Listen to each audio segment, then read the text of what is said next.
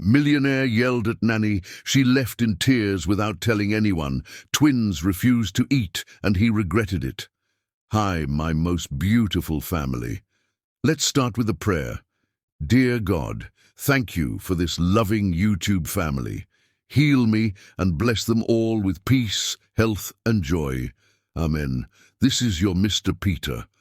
I'm still in New York for treatment, but your love and prayers are my strength. I miss you all so much. Please remember, if you see my videos on another channel, they're stolen. People are copying my voice and uploading edited versions. Unsubscribe from them and stay loyal to our real home, this channel. To my new family members, welcome. Introduce yourself in the comments. I truly want to know you. And please, don't leave the story midway. If the intro feels long, skip it. Your like and comment can protect this channel. James will be here while I recover. I'll return soon, with more love than ever. Now, let's enjoy today's story together. The devil himself couldn't have looked more terrifying than Charles Laplante at 7:30 on that fateful Tuesday morning. Exactly 3 years to the day since Elena had died in his arms, whispering her final words about finding someone to love their girls when the darkness came.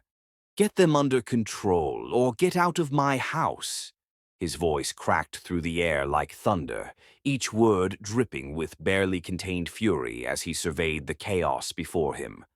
Orange juice pooled across the pristine white Italian marble countertop, the same marble Elena had chosen for their dream kitchen, dripping steadily onto the hand-woven Persian rug beneath, a rug that cost more than most people earned in a year. Cereal scattered like confetti across the polished floor, and in the center of the disaster sat 7-year-old twins, Owona and Kara, their identical chocolate-brown eyes, Elena's eyes, wide with shock at their father's explosive rage. Lirael's breath caught in her throat as she instinctively moved between the children and their father's wrath. At 28, she had weathered many storms in the Laplante household during her year of employment, but nothing had prepared her for the glacial fury blazing in Charles's steel-gray eyes this morning. Her hands trembled as she reached for the dish towel, her heart hammering against her ribs so violently she was certain everyone could hear it. There was something different about today, something that felt like destiny colliding with destruction. "Mr. Laplante, please," she said softly, her melodic voice, the one that reminded him painfully of wind chimes Elena used to love, cutting through the tension that filled the room like poison. "They're just children. They were only playing. Just children." Charles's laugh was harsh and bitter, slicing through her words like shattered glass. "Just children who have destroyed this kitchen, ruined a $15,000 rug, and turned my home into a war zone on the one day I can't—" He stopped himself, his jaw clenching as he fought against words that wanted to spill out. The anniversary, Elena's death day, the day he lost everything that mattered. He stepped closer, his imposing 6'3" frame dwarfing her petite 5'5" figure. "This is exactly what I'm talking about, Lirael. This chaos, this catastrophe that follows wherever you take them." The twins shrank back in their chairs, and Lirael felt her protective instincts surge like a mother lion defending her cubs. These beautiful little girls had already endured so much, losing their mother to cancer when they were only 4, and now their father seemed determined to push away everyone who dared to love them. "Sir, with respect, today marks 3 years since their mother." "Don't—" His voice dropped to a dangerous whisper that somehow felt more menacing than his shouting. "Don't you dare bring my wife into this mess. You think because you've been here 12 months, you understand this family? You think you have the right to speak about matters that don't concern you?" But they did concern her. More than he knew, more than she could ever tell him. Hidden in her room upstairs was a letter that had found its way to her through channels she couldn't explain, written in a dying woman's handwriting. A letter that had guided her to this house, to these children, to this broken man who needed saving as much as his daughters did. Elena's letter. Each word struck her like a physical blow, calculated to wound and diminish. Lirael straightened her spine, drawing upon every ounce of dignity she possessed. I think these children need someone who cares more about their emotional well-being than about expensive furnishings. The silence that followed was deafening. Charles's face drained of color, then flushed crimson as his hands clenched into white-knuckled fists. When he spoke again, his voice was like winter itself. How dare you? How dare you stand in my kitchen, in my house, and presume to lecture me about my own children? He moved closer still, near enough that she could detect his expensive cologne and witness the rage burning in his eyes, eyes that looked so much like his daughter's, eyes that held the same pain Elena had described in her letter. You're the help, Lirael, nothing more than hired staff. And it's time you remembered exactly where you belong. The words struck her like a physical slap. Your place? As if she were nothing more than a piece of furniture, a temporary convenience to be discarded when she became troublesome. Behind her, she heard Kara begin to cry, soft, heartbroken sobs that made Lirael's chest ache with shared pain. But Elena's letter had warned her about this moment. He will push you away, the dying woman had written. He will try to make you leave when the pain becomes too much. Don't let him. Fight for them, even when he's fighting against you. My place, she repeated, her voice growing stronger despite the tears threatening to spill down her cheeks. My place has been holding this family together while you buried yourself in work and refused to confront your grief. My place has been loving those little girls when their own father was too shattered to truly see them. Charles's eyes narrowed to dangerous slits. Pack your belongings. I want you out of this house within the hour. The world seemed to shift beneath her feet. Lirael stared at him, searching his face desperately for any trace of the man Elena had described in her letter. The man who could love deeply but was drowning in his own pain. The man who needed her as much as his daughters did. But that man had vanished, replaced by this cold stranger who regarded her like something unpleasant he'd discovered on his shoe. Charles, she began, forgetting protocol in her shock. Mr. Laplant, he corrected sharply. And you heard me clearly. 1 hour. Behind her, both twins had dissolved into desperate tears, their small voices calling out, Miss Lirael, between sobs. The sound shattered something fundamental in her chest, but she forced herself to stand straight, to preserve what remained of her dignity. Elena's letter had prepared her for this too. When he sends you away, it had said, go, but don't go far. They'll need you to come back when the darkness threatens to swallow them whole.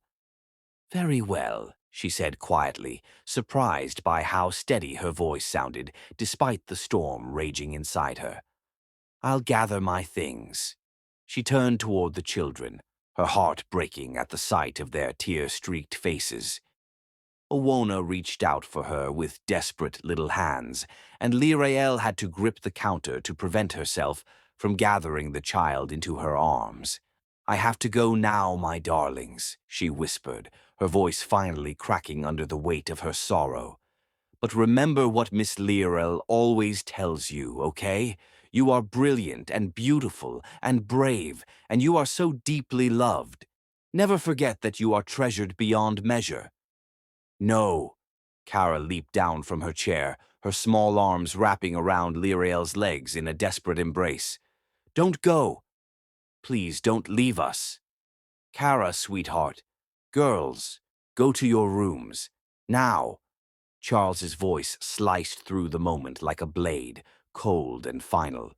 But the twins remained frozen, clinging tighter to Lirael as their sobs grew more heartbroken.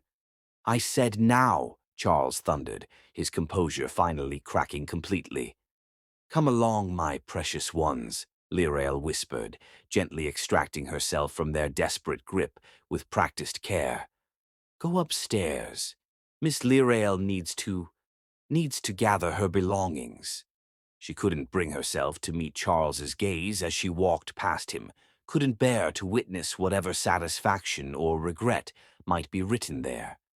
Her legs felt leaden as she climbed the marble staircase to her modest room on the third floor, the space that had been her sanctuary for the past 12 months, where she'd harbored impossible dreams about becoming truly part of this fractured family. In her room, she pulled out Elena's letter one more time, reading the familiar words that had brought her here. To the woman who will save my family, I don't know your name yet, but I've seen you in my dreams. You have a voice like music and eyes that see straight to the heart of things. You'll come to them when they need you most, when Charles has forgotten how to love and my girls have forgotten how to laugh. He will resist you. He will hurt you. He will send you away. But you'll come back. You have to come back, because you're the only one who can save them all. Elena. 45 minutes later, her meager possessions were packed into 2 battered suitcases. She owned so little, really. A year of her life, countless precious memories, and a love for 2 little girls that would haunt her forever. Through the walls, she could hear them crying in their bedroom down the hall, calling her name over and over with increasing desperation. Charles waited by the front door when she descended the stairs, his face an impassive mask that revealed nothing. He didn't speak as she set her suitcases down, didn't even acknowledge her presence directly. "The children," she began softly. "We'll adjust," he cut her off, his voice devoid of emotion. "They don't need someone who undermines parental authority." Lirael studied him for a long moment, memorizing the sharp angles of his aristocratic face, the way his dark hair fell across his forehead, the mouth that had never kissed her but had lived in her dreams for countless nights. Elena had been right about everything. His pain, his pride, his desperate need for someone to fight for him even when he was fighting against them. "I hope someday you remember what it feels like to love someone more than your pride," she said quietly, her voice carrying a dignity that surprised them both. "And I pray it won't be too late when you finally do." She lifted her suitcases and walked through the door without a backward glance, even as the twins' cries grew more desperate and heart-wrenching. The Miami sun blazed mercilessly as she stood on the circular driveway, suddenly homeless with nowhere to go and no means of transportation. Behind her, the massive oak door of the LaPlante mansion closed with a final echoing thud that seemed to seal her fate.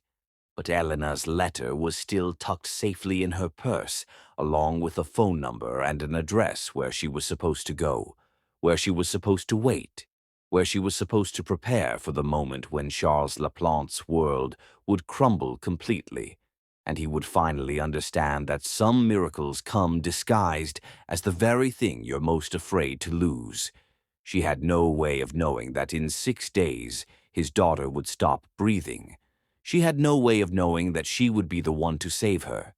And she had no way of knowing that Eleanor Richardson LaPlante had orchestrated every moment of this from beyond the grave, determined to give her family the love they deserved, even if it meant breaking their hearts first. Chapter 2. Echoes of Broken Hearts. 6 days of absolute silence in the LaPlante mansion felt like 6 years in purgatory, and Charles was beginning to understand that he might have unleashed something far more devastating than his own grief. He might have awakened the very curse Elena had warned him about in her final days.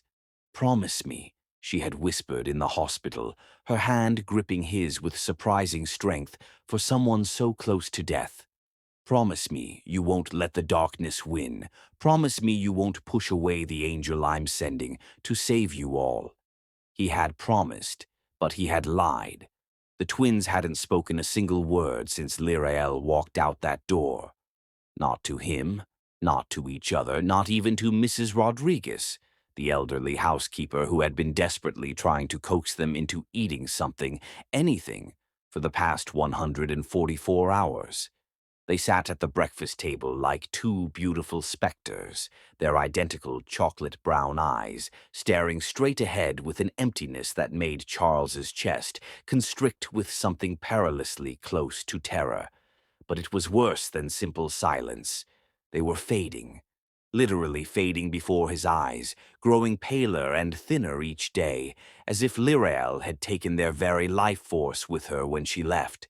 "Girls, please," he pleaded for what felt like the 1,000th time that morning, pushing their untouched plates of scrambled eggs and buttered toast closer to them.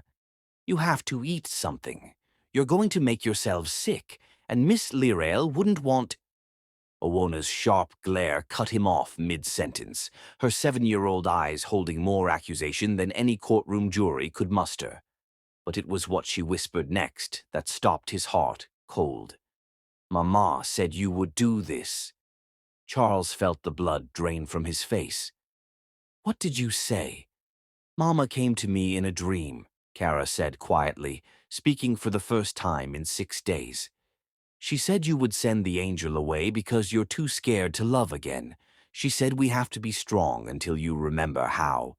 The kitchen spun around him. Elena had been appearing to his daughters in dreams, speaking to them about Lirael. "She showed us the lady with the music voice," Owona continued, her voice hollow but determined. "She said the lady would save us all if we could just hold on long enough." Before Charles could process this revelation, the sound of the front door opening echoed through the house, followed by familiar masculine voices. Charles closed his eyes, recognizing the footsteps of his two closest friends, even before they materialized in the kitchen doorway. "Sweet Jesus, Charles." Hawthorne Sterling's voice carried a mixture of shock and revulsion as he surveyed the scene before him. At 36, the tech mogul was rarely rendered speechless, but the sight of the twins' obvious distress and their frightening physical deterioration had stolen his usual silver tongue. "What in God's name have you done?" Aurelius Knight followed close behind, his dark eyes immediately focusing on the children with the laser intensity that had made him one of Miami's most successful real estate developers. "Owona, Kara," he said gently, crouching down to their eye level. "Uncle Aurelius brought you some cookies from that French bakery you love, the ones with the rainbow sprinkles and the chocolate centers." Neither girl acknowledged his presence. They might as well have been carved from marble. "They haven't eaten in 6 days," Charles admitted, his voice hoarse with exhaustion and something that might have been genuine fear. "They won't speak, won't respond to anything. They just sit there like they're waiting for something that's never going to come." "Waiting for someone," Kara corrected quietly, her voice barely audible but cutting through the room like a blade. "Mama said she's coming back." "Where's Lirael?" Hawthorne demanded, though, from the grim expression on his face, Charles suspected he already knew the devastating answer. "I terminated her employment." The silence that followed was thunderous. Aurelius slowly rose to his full height, his expression darkening like storm clouds gathering over Biscayne Bay. When he spoke, his voice was deadly quiet. "You did what, exactly?" "She was insubordinate, disrespectful. She overstepped her boundaries and—" "Her boundaries?" Hawthorne's voice rose an octave in disbelief. "Her boundaries were taking care of your children, you absolute fool. Her boundaries were being the only stable force in their lives after you spent 3 years drowning in your own misery." "You don't understand," Charles said desperately.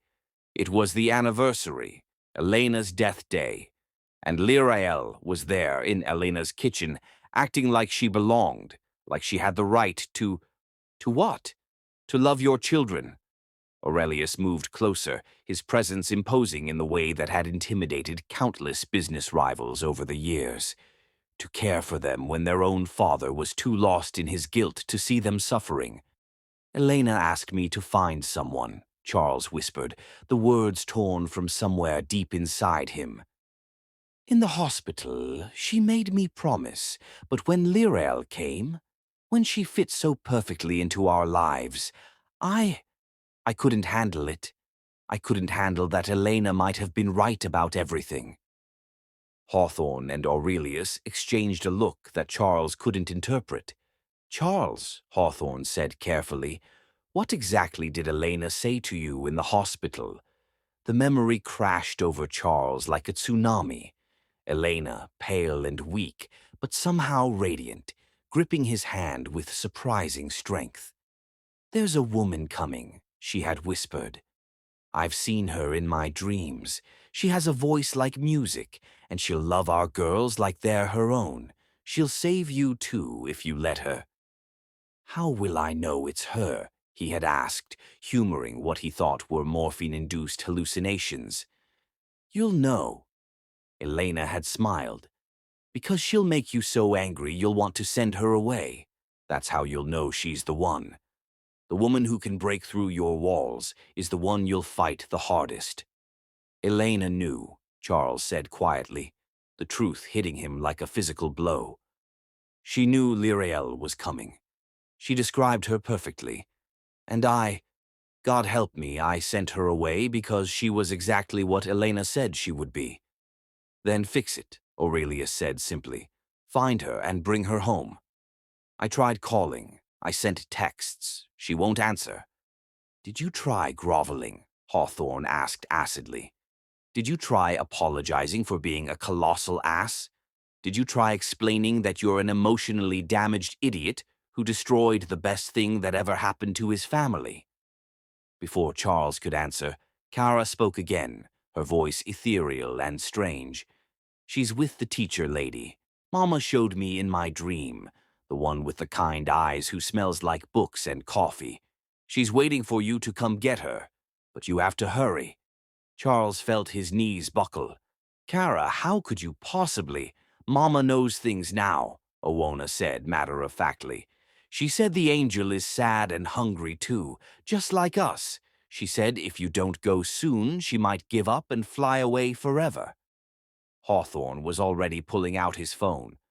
What's the nanny agency's name? I'm calling them now. It won't matter, Kara said, her voice growing weaker. She won't come back unless Daddy says the magic words. What magic words? Charles asked desperately. Both twins looked at him with their mother's eyes, and when they spoke, it was in perfect unison, as if Elena herself was speaking through them. I'm sorry, I love you. Please come home. Meanwhile, across town in a small apartment that smelled of coffee and hope, Lyrael sat curled up on her friend Mahola's threadbare couch, staring at Elena's letter for the 100th time in 6 days. 23 missed calls from an unknown number, dozens of text messages she couldn't bring herself to read. You need to eat something, Mahola said gently, settling down beside her with 2 steaming mugs of chamomile tea. The elementary school teacher had taken one look at Lyrael's tear-stained face 6 days ago and immediately opened her door without questions or judgment. I keep having dreams about her, Lyrael whispered, her voice thick with unshed tears and exhaustion. Elena, she comes to me and tells me to wait. She says it's not time yet. Mahola's eyebrows rose. Dreams about Charles's dead wife? She's not dead, Lyrael said quietly. Not really. I can feel her everywhere, in that house with those children, in the very air around Charles. She's still protecting them, still guiding them, still trying to bring us together. Honey, that sounds crazy, I know. But Mahola, what if some love is so strong it transcends death? What if Elena really did arrange for me to find that family? What if this is all part of her plan? Her phone buzzed again. This time it wasn't a call or text. It was a video message from an unknown number. With trembling hands, Lyrael opened it. The screen filled with Elena's face, thinner than in the family photos, but unmistakably beautiful even in the hospital bed. She was looking directly into the camera with eyes that seemed to see across time itself. If you're watching this, Elena's voice was weak but clear, then you're the woman I've been waiting for, the one I've been dreaming about. Your name is Leorael, and you have a voice like music. Leorael gasped, nearly dropping the phone.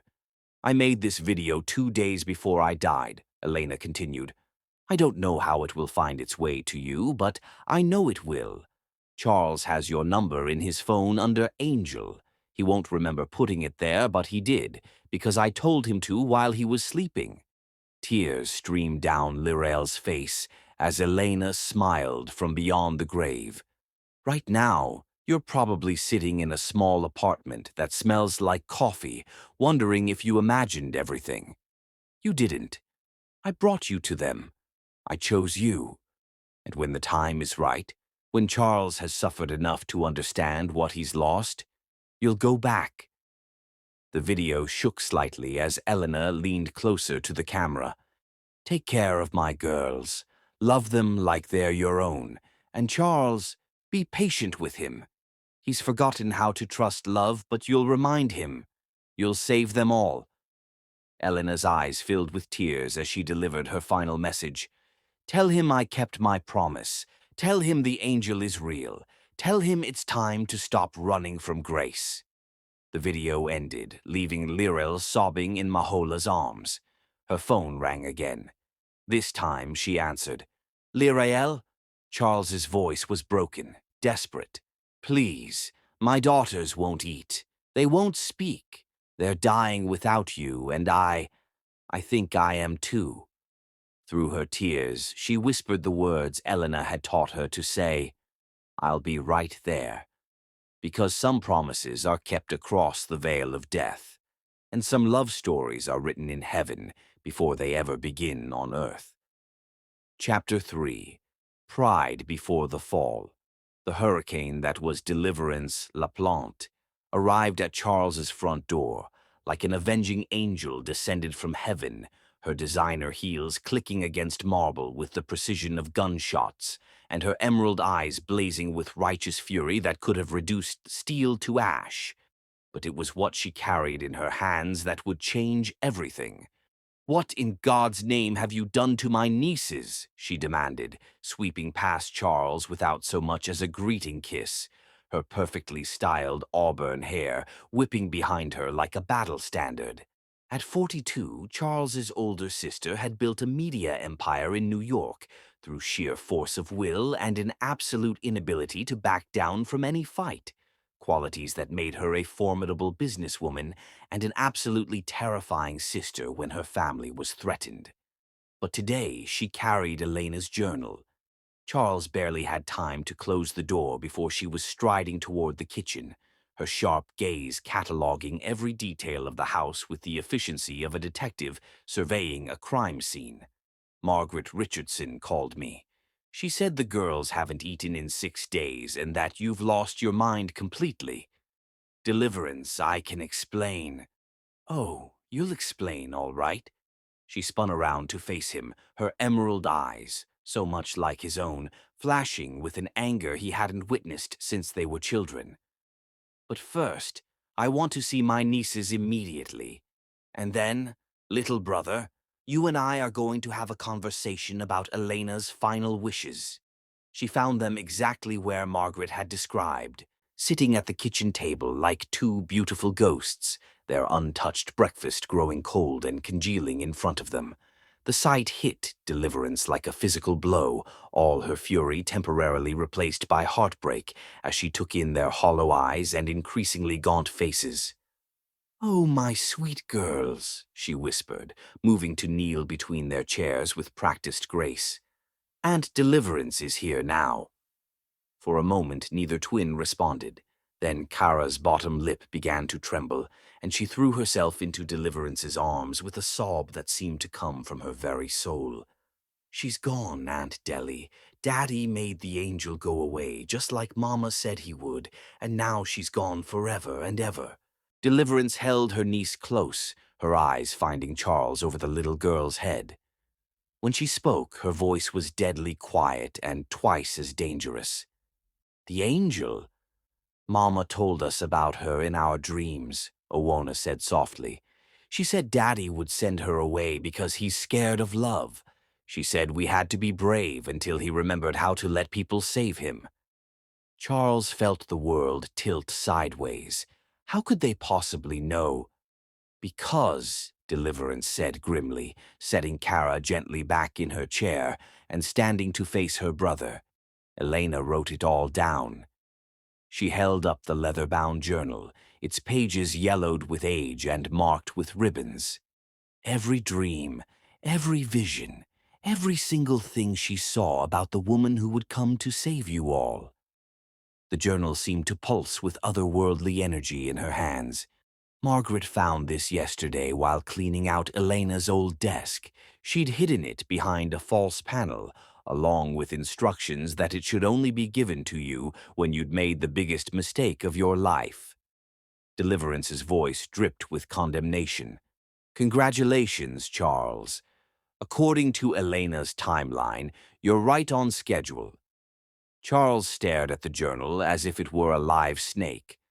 I don't want to read it. Too bad. Deliverance opened it to a page marked with a red ribbon.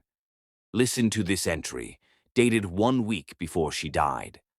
I dreamed of her again last night. The woman with the music voice. Her name starts with an L, and she has kind eyes that see straight through to the soul. She'll come to Charles and the girls when they need her most, exactly 3 years and 6 days after I'm gone. Charles felt his knees buckle. 3 years and 6 days. That was exactly when Lirel had walked out his door. There's more, Deliverance continued relentlessly. Charles will send her away because he's terrified of loving someone new. He'll use cruel words that will cut her to the bone. He'll make her feel small and unwanted because that's easier than admitting she's everything we've been praying for. Stop, Charles whispered. The girls will refuse to eat. They'll grow weak and pale because their spirits will be crying out for the mother love they've been denied. And when the darkness threatens to swallow them completely, when one of them stops breathing. Stop, Charles roared, but Deliverance continued reading. That's when he'll finally understand that some gifts come wrapped in pain, and some angels have to be fought for instead of simply received. The kitchen fell silent except for the twins' quiet sniffling and the sound of Charles's ragged breathing. One of them stops breathing, Charles repeated hoarsely. Elena wrote that. Oh, she wrote much more than that. Deliverance flipped through several pages. She described Lirael's appearance down to the way she braids her hair. She predicted the exact words you would use to send her away. She even knew about the orange juice spill that would trigger your breakdown. Charles sank into a chair, his legs no longer able to support him. How is that possible? Because love doesn't die, you fool, Deliverance said, her voice breaking with emotion. Because Elena loved you and those girls so much that she found a way to keep protecting you even from beyond the grave. And you threw it all away because you were too proud and too scared to believe in miracles. Owona spoke up suddenly, her voice ethereal and strange. Mama says you have to go get her now, before the bad thing happens. What bad thing? Charles asked, fear clutching at his heart. Kara's eyes rolled back slightly, and when she spoke, it wasn't quite her own voice. The little heart will stop beating unless the angel comes home. The music voice is the only thing that can call it back. Charles felt ice-cold terror shoot through his veins. Deliverance, we need to find Lirael. Right now. Yes, Deliverance agreed grimly, closing the journal. You absolutely do. Because according to Elena's final entry, you have exactly 2 hours before everything she predicted comes to pass. 2 hours later, Charles found himself in neighborhoods of Miami he'd never seen before. Elena's journal clutched in his trembling hands as he followed the address Deliverance had found through her media contacts. His silver Bentley felt obscenely out of place among the modest houses and community gardens. But he no longer cared about appearances or propriety. Elena's words echoed in his mind. You'll find her with the woman who smells like books and coffee, the one with the kind heart who takes in strays. She'll be waiting. But she won't wait forever. The angel has her own breaking point. He sat outside the cheerful yellow duplex, reading Elena's final entry. My darling Charles, if you're reading this, then my plan is working. Yes, I had a plan. Call it love, call it determination, call it a dying woman's last desperate attempt to save her family. But I wasn't going to leave this world without ensuring you had everything you needed to be happy again. Liarel is my gift to you. I chose her. I called her to you across time and space, and the veil between worlds. She doesn't know it yet, but she's been dreaming of you and the girls for years, being prepared for this moment. You will hurt her. You will send her away. You will nearly lose Kara because of your pride. But then you will remember what I taught you about fighting for love instead of against it. You will go to her and you will say the words that will heal everything. I'm broken, but I want to be whole. I'm scared, but I want to be brave. I'm lost, but I want to come home. Please help me remember how to love. And she will, because that's what angels do. All my love from beyond the stars, Elena. P.S. Tell her I said thank you for keeping my promise. She'll know what that means. Charles climbed out of his car with Elena's journal clutched against his chest like a shield. The front door opened before he could knock, revealing a woman in her 50s with kind eyes and graying hair. You must be Charles, she said simply. I'm Mahola. She's been waiting for you. Is she heartbroken, hungry, holding on to Elena's letter like it's the only thing keeping her tethered to this world? Mahola's eyes were kind but stern.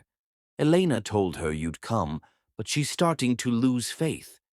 Elena told her, through dreams, through signs, through a video message that appeared on her phone yesterday. Mahola stepped aside to let him enter. I don't pretend to understand how these things work, but I know love when I see it. And what Elena did for you all, that's love in its purest form. Charles followed Mahola through the small apartment to a sun-drenched living room where Lirael sat by the window, holding what looked like Elena's letter. She looked up when he entered, and he saw his own pain reflected in her dark eyes. You came, she said softly. Elena's journal, he said, holding it up. She wrote it all down. Everything. She knew you were coming. She chose you. She's been guiding us toward each other from the very beginning. Lirael's eyes filled with tears. I know. She's been visiting me in dreams ever since I left, telling me to wait, telling me to have faith. She stood slowly, Elena's letter still clutched in her hand. She also told me what's going to happen next. The journal says Kara is going to stop breathing. Yes, in approximately 37 minutes if we don't get back to them right now. Charles felt his world collapse. How can you possibly know that? Lirael smiled through her tears, and for a moment she looked exactly like Elena. Because some love is stronger than death, Charles, and some angels keep their promises no matter what. She walked to him and placed Elena's letter in his hands. Your wife asked me to tell you something. What? She kept her promise. The angel is real. It's time to stop running from grace. Charles read Elena's letter with tears streaming down his face, understanding finally that his wife's love had transcended death itself to bring them together. I'm broken, he whispered, just as Elena had written he would. But I want to be whole. I'm scared, but I want to be brave. I'm lost, but I want to come home. Please help me remember how to love. Lirael cupped his face in her hands, and when she spoke, it was with Elena's blessing and heaven's approval. Then let's go save our daughter. And as they raced through Miami toward a destiny written in the stars, Elena's spirit smiled from whatever realm love inhabits beyond death, knowing that some promises are kept across eternity itself. Chapter 4. Storms and surrenders. Lightning split the Miami sky as Lirael faced the man who had shattered her world, and Charles couldn't help but think that even nature was responding to the supernatural forces Elena had set in motion, forces that were about to converge in this moment of reckoning. The storm wasn't just in the sky. It was in Lirael's dark eyes as she stepped onto Mahola's small front porch, Elena's letter clutched in her hand like a talisman. It was in the way the wind seemed to swirl around them both, carrying the scent of jasmine and rain and something else, something that felt like Elena's presence, like a blessing and a warning combined. "You want to talk?" Lirael's voice was deceptively calm, but Charles could see the fire building beneath the surface, a fire that Elena had warned him about in her journal. "She will be magnificent in her anger," Elena had written. "Let her burn, let her rage. It's the only way the healing can begin. Then let's talk about how you called me hired help in front of your daughters," Lirael continued, stepping closer. "Let's talk about how you made me feel like dirt beneath your expensive Italian shoes. Let's talk about how you fulfilled every single prediction Elena made about your cowardice." The words hit him like physical blows, each one deserved and devastating. They stood facing each other as the storm gathered overhead, two souls dancing on the edge of destiny, while Elena's spirit watched from whatever realm love inhabits beyond death. "But mostly," Lirael said, her voice dropping to a whisper that somehow carried more weight than shouting, "let's talk about how we have 23 minutes to get back to your daughters before Kara stops breathing." Charles felt his blood turn to ice. 23 minutes? Elena's been showing me the timeline in my dreams. Kara's heart will go into arrhythmia at exactly 4:47 p.m., unless we're there to prevent it. Unless I can perform the CPR that will save her life. Lirael's eyes filled with tears. "Your wife orchestrated all of this, Charles. Every cruel word you spoke, every moment of pain we've both endured. It was all to bring us to this exact moment. I don't understand. Elena needed you to send me away so I would go to the CPR class," Lirael said, pulling a certificate from her purse, dated just 3 days ago. "She guided me to the instructor who would teach me exactly what I need to know to save Kara's life. She needed us both to be broken so we could understand what it means to be healed." The first fat raindrops began to fall, but neither of them moved toward shelter. "Do you have any idea what you put me through?" Lirael's voice finally cracked, and the pain Charles had caused her poured out like blood from a wound. "Do you understand what it felt like to be dismissed like I was nothing after Elena herself chose me? After she appeared to me in dreams for years, preparing me to love your children?" "Years?" Charles whispered. "Since I was 25, Lirael confirmed. A beautiful woman with kind eyes visiting me in my sleep, showing me 2 little girls who needed a mother.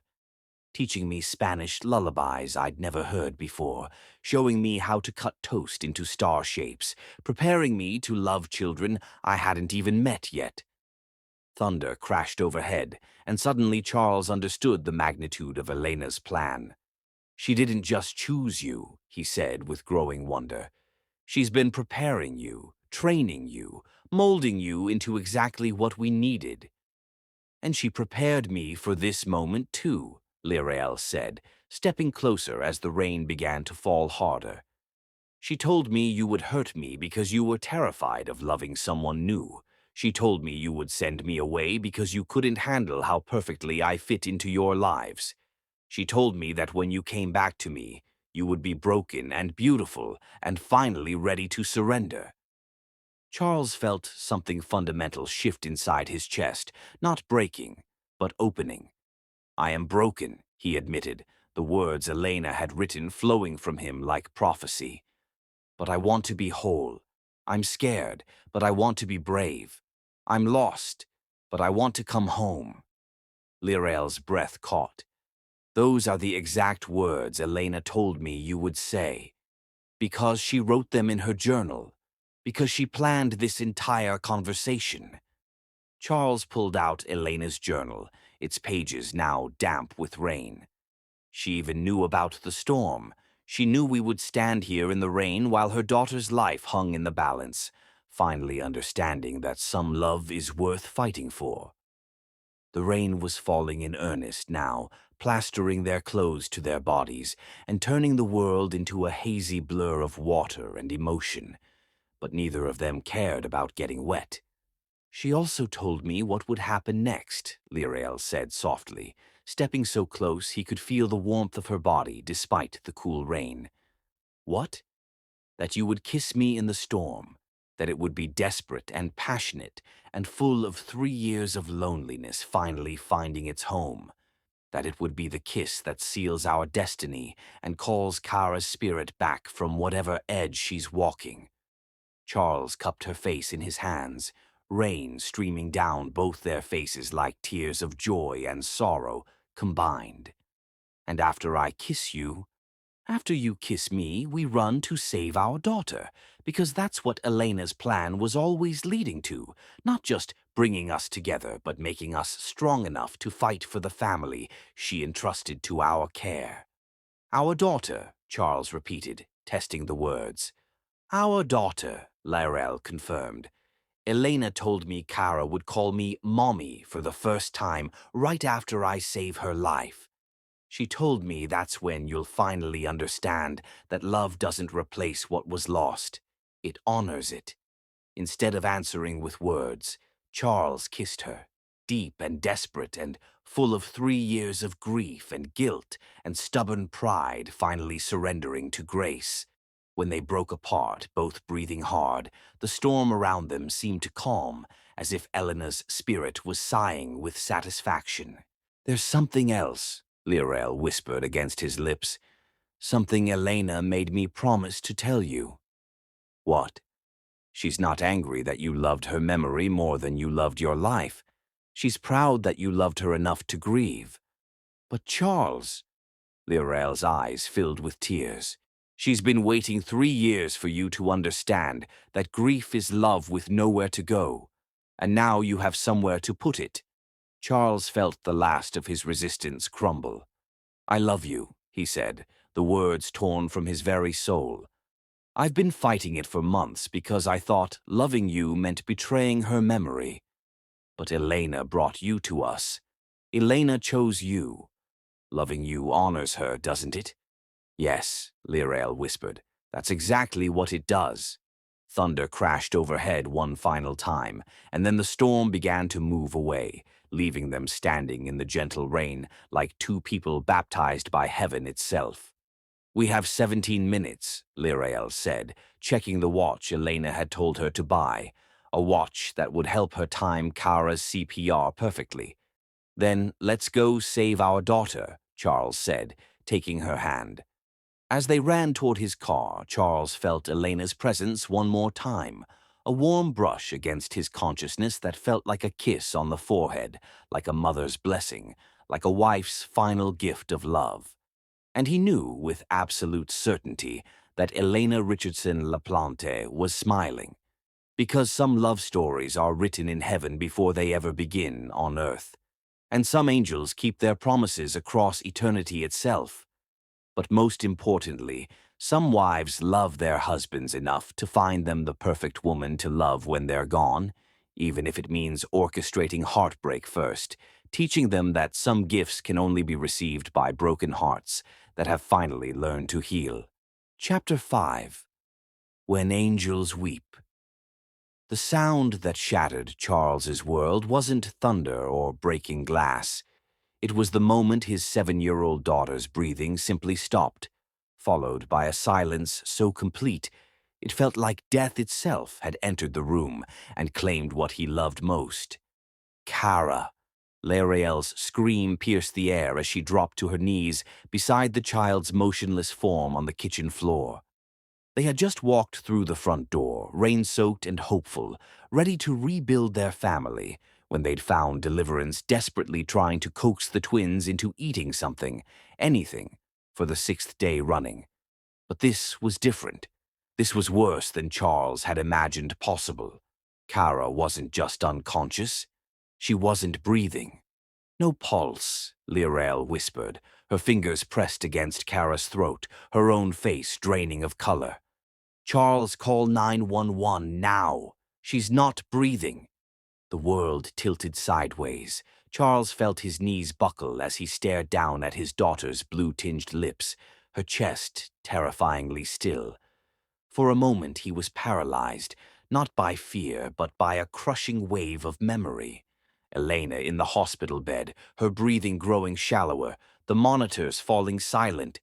Charles! Lirael's voice cut through his PTSD flashback like a blade. The phone! Now! His hands shook so violently he could barely dial as Lirael tilted Kara's head back and began mouth-to-mouth resuscitation. 1 breath, 2 breaths, then chest compressions, her small hands pressing on an even smaller chest.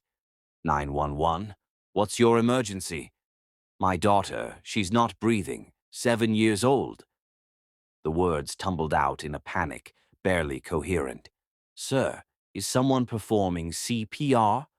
Charles looked at Lirael, who was breathing life back into his daughter with the focused intensity of someone who'd been trained for this moment. Yes, my fiancée. She knows what to do. Keep her going.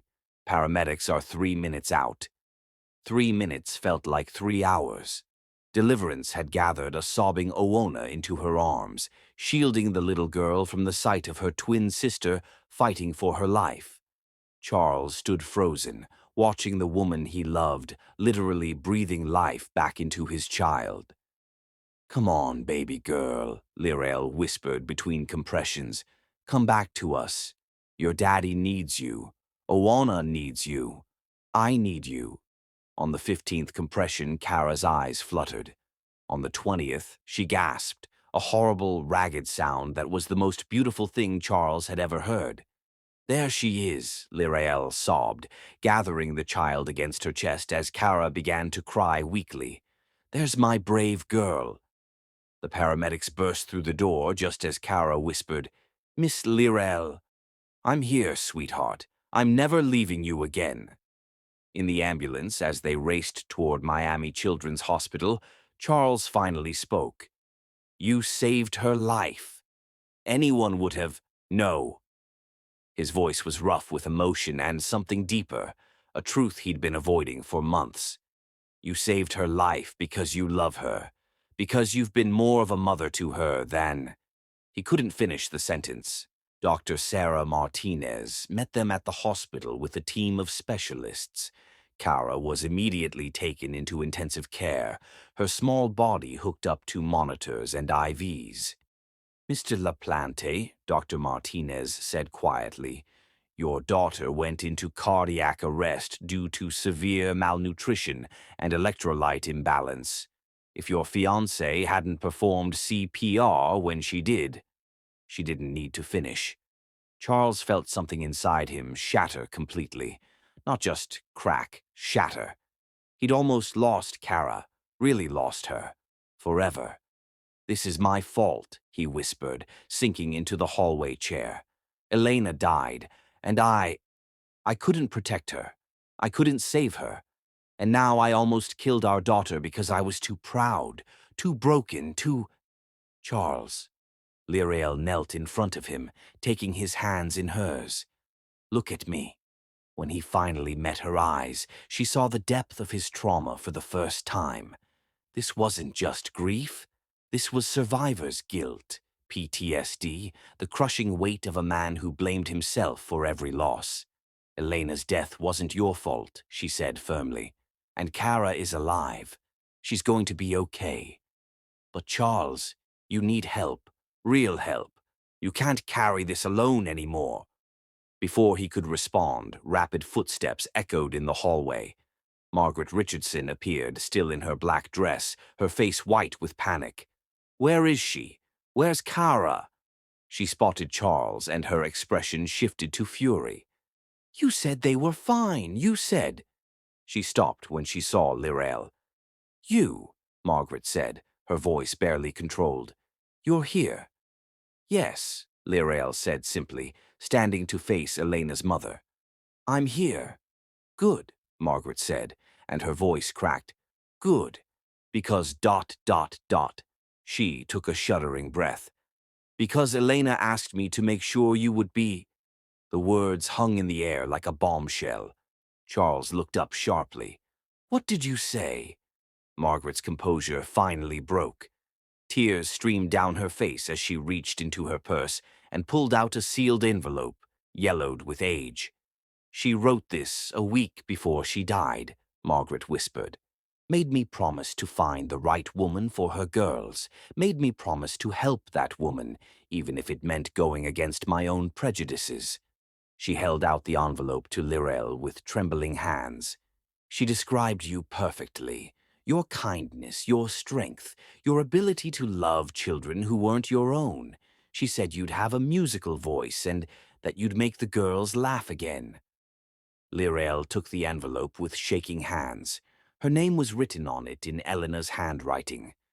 She knew, Charles whispered. She didn't know you specifically, Margaret said to Lirael, but she knew someone like you would come. Someone who would love her girls the way they deserved to be loved. Someone who would... She looked at Charles. Someone who would save him too. Margaret turned back to Lirael, her voice breaking. I've been fighting this because I was afraid. Afraid of losing Elena completely. Afraid of change. Afraid that loving you meant forgetting her. But watching you save Kara's life tonight, she sobbed openly. Elena would be so proud of you. So grateful. Charles stood slowly, his legs unsteady. Margaret, No. She held up a hand. I owe you both an apology. Especially you, she said to Lirael. I've been cruel and prejudiced and wrong. You're not taking Elena's place. You're honoring it. Through the window of Kara's room, they could see the little girl sleeping peacefully, color returning to her cheeks.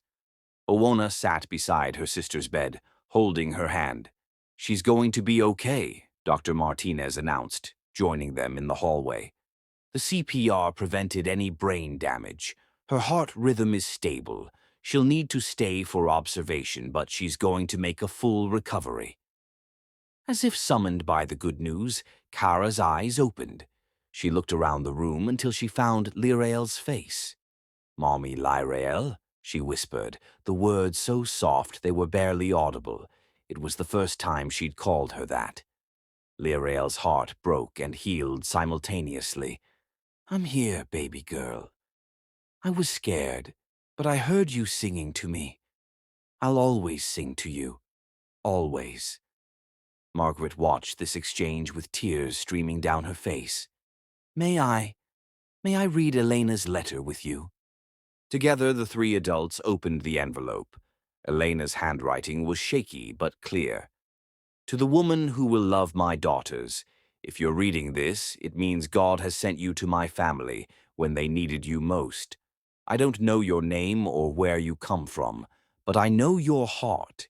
You're the one who will teach them to laugh again, who will hold them when they cry, who will love them not because you have to, but because you choose to. To Charles, let her love you too. You deserve happiness, my darling.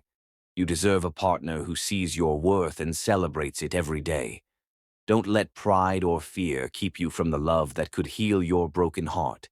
And to you, my unknown sister, thank you. Thank you for loving what I had to leave behind. Thank you for being strong enough to fight for them when the world tells you that you don't belong. You do belong. You are exactly where you're supposed to be. All my love and gratitude, Elena. By the time they finished reading, all three were crying. Margaret reached out tentatively and took Lirael's hand. Welcome to the family, she whispered. I'm sorry it took me so long to say that. As dawn broke over Miami, Charles watched his daughters sleeping peacefully, Kara in her hospital bed, Owona curled up in the chair beside her. Lirael dozed in the corner, exhausted from the night's trauma but refusing to leave. Margaret had stayed too, knitting quietly in the chair by the window. For the first time in 3 years, Charles felt complete. His family was whole again, not the same as it had been before Elena's death, but something new and beautiful and blessed by the woman he'd lost. He pulled out his phone and sent a text to Hawthorne and Aurelius. She saved Kara's life. Elena's letter says it all. We're home. The response came immediately from Hawthorne. About damn time. Now get some therapy and don't screw this up again. From Aurelius. Welcome back to the land of the living, brother. Elena would be proud. Charles smiled through his tears and put his phone away. Tomorrow he would start therapy. Tomorrow he would begin healing from the PTSD that had haunted him for years. Tomorrow he would start building the life Elena had wanted for all of them. But tonight, he would simply watch over his sleeping angels and count his blessings. His family was safe. His family was whole. His family was forever. And Elena was still with them in every laugh, every hug, every moment of love they shared. Chapter 6. Healing What Was Broken. The Lapland mansion had never felt more alive than it did on the afternoon they brought Kara back from the hospital. Golden sunlight streaming through the windows, and the sound of children's laughter echoing through rooms that had been silent for far too long. But it was the presence none of them could see that made everything feel truly magical. Elena was there. Charles felt her in the way the jasmine bloomed impossibly bright in the garden, in the way Kara's favorite butterfly landed on her shoulder the moment they walked through the front door, in the way Lirael hummed a Spanish lullaby she claimed not to remember learning. Elena's spirit moved through their lives like a gentle breeze, orchestrating moments of healing with the same supernatural precision that had brought them all together. "Higher, Miss Lirael, push me higher," Kara squealed from the swing set in the backyard, her cheeks flushed with health and happiness, no trace of the child who had died and been brought back to life just 4 days earlier. The doctors had called her recovery miraculous. But Charles knew better. This wasn't medicine. This was love transcending death itself. "Any higher and you'll fly away like an angel," Lirael laughed, giving the swing another gentle push. "And then what would I tell your daddy? That I lost his daughter to heaven. Tell him I went to visit Mama," Kara called back, and the innocent comment made everyone freeze, because today, for the first time, she said it without sadness, as if visiting Mama was as natural as visiting next door. From his position on the terrace, Charles watched the scene with wonder so overwhelming it sometimes stole his breath. 4 days ago, he'd nearly lost everything through his own stupidity and pride. Now, watching Lirael play with his daughters in the golden afternoon light, while Elena's presence blessed every moment, he felt like the most fortunate man who had ever lived. "You can see her too, can't you?" Deliverance observed quietly, settling into the chair beside him. His sister had extended her stay indefinitely, claiming she needed to document the miracle for posterity, but Charles suspected she was really there to witness Elena's plan reach its completion. "Sometimes," Charles admitted, accepting the glass of iced tea she offered. "Mostly I feel her, like she's conducting some beautiful symphony that only she can hear." "The girls see her constantly," Deliverance said softly. "Owona told me Elena braids her hair while she sleeps. Kara says Mama sits with her during bath time, teaching her new songs to sing to Lirael." Before Charles could respond, Owona came running up from the garden, her arms full of white roses that had bloomed out of season, Elena's favorite flowers, appearing exactly when they were needed most. "Aunt Deli, Mama told me to pick these for Miss Lirael," she announced breathlessly. "She said today is a special day and Miss Lirael needs to look like a princess." Deliverance's eyebrows rose meaningfully. "A special day? Did Mama say why?" "Because Daddy's going to ask her the magic question." Kara had appeared at the terrace door, having abandoned her swing to join the conversation. "Mama showed us in a dream. She said Miss Lirael has been waiting her whole life for someone to love her enough to promise forever." Charles felt his heart stop. Elena had told them about the proposal, but he hadn't even fully decided yet. She also said, Owona continued with 7-year-old solemnity, that you already bought the ring 3 weeks ago and you've been carrying it around in your pocket like a scared little boy. Charles's hand automatically went to his jacket pocket, where Elena's engagement ring, the one he'd had redesigned with Lirael's birthstone, had been living for exactly 3 weeks. Deliverance laughed delightedly. Elena's still managing your love life from beyond the grave. I have to admire her thoroughness. Girls, Charles said carefully, what exactly did Mama tell you about today? Both twins exchanged a look that was far too knowing for their age. She said you're going to take Miss Lirael to the place where you first felt your heart wake up, Kara said dreamily. She said you're going to tell her about the dreams where she appears as your guardian angel. She said you're going to cry happy tears, and so will Miss Lirael. And then, Owona added with satisfaction, she said Miss Lirael is going to say yes and will finally be a real family again, the kind Mama always wanted us to have. Charles looked toward the garden where Lirael was now teaching both girls to weave flower crowns, her face radiant with the kind of joy he'd only dreamed of seeing. Elena's presence seemed strongest around her, as if his wife's spirit was constantly whispering encouragement and guidance. Where did Elena say I should take her? Charles asked his daughters, knowing with absolute certainty that they would have the answer. The place where you and Mama got engaged, Kara said simply. She said Miss Lirael needs to know she's not replacing anyone. She's completing something that was always meant to have 3 hearts instead of 2.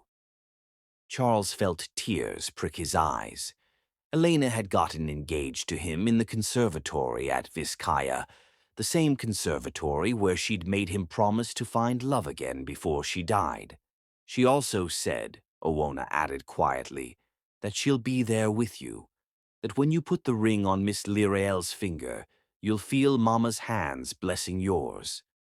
As if summoned by their conversation, Lirael appeared at the edge of the terrace, flower petals in her hair and pure joy radiating from her face. The girls want to have a tea party in the garden, she announced, setting down her basket of flowers. Something about celebrating special days and new beginnings. Charles stood up, his hand closing around the ring box in his pocket. Actually, I was hoping you might come somewhere with me first. Something in his voice made her look at him more closely. Where? Vizcaya. There's something I need to show you, something Elena wanted you to see. Lirael's breath caught. Elena wanted me to see something? She left instructions, Deliverance said with a meaningful smile.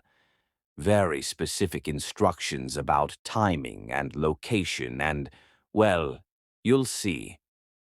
An hour later, Charles and Lirael walked hand in hand through the magnificent gardens of Vizcaya, the afternoon sun casting everything in golden light that seemed almost supernatural. Charles felt Elena's presence more strongly with every step, as if she was walking beside them, guiding them toward their destiny.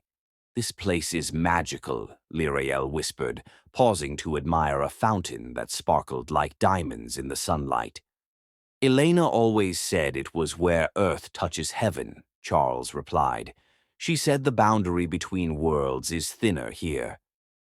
They reached the conservatory just as the sun began to set, painting the glass walls in shades of rose and gold. Charles led Lirael to the exact spot where he'd proposed to Elena 15 years earlier, a small alcove surrounded by blooming gardenias and jasmine. This is where I asked Elena to marry me, he said quietly, and this is where she made me promise to find love again after she was gone. Lirael's eyes filled with tears. She knew. Even then. She knew everything. Charles pulled Elena's journal from his jacket and opened to a page marked with a white ribbon. She wrote this entry the day after our engagement. Today, Charles gave me his heart in the conservatory at Vizcaya. Someday, when I'm gone, he'll bring another woman to this same spot. Her name will start with an L, and she'll have eyes that see straight to the soul. When he proposes to her here, I'll be watching from heaven, so proud that he finally understands love doesn't diminish when it's shared. It multiplies. Lirael was crying openly now. She saw all of this, every moment. Charles closed the journal and took her hands in his. But Lirael, I need you to understand something. I'm not proposing to you here because Elena told me to. I'm proposing to you here because this is where I learned what forever means, and I want to promise you forever. As if responding to his words, the air around them seemed to shimmer, and for just a moment Lirael could swear she saw Elena standing behind Charles, her hands resting on his shoulders in blessing. Elena brought us together, Charles continued, his voice rough with emotion. But what happens next is our choice, our love, our forever. He dropped to one knee, pulling out the ring box that had been burning a hole in his pocket for weeks. When he opened it, the ring caught the last rays of sunlight and seemed to glow with inner fire. Lirael, he said, his voice breaking, you came into my life like an angel sent to save us all. You love my daughters like they're your own. You've taught me how to live again, how to hope again, how to believe in miracles again. In the air around them, jasmine petals began to fall like snow, though there was no wind to stir them. Will you marry me? Charles asked. Will you be my wife, my partner, my heart? Will you help me raise Elena's daughters and maybe give them brothers and sisters? Will you let me love you for the rest of my life and beyond?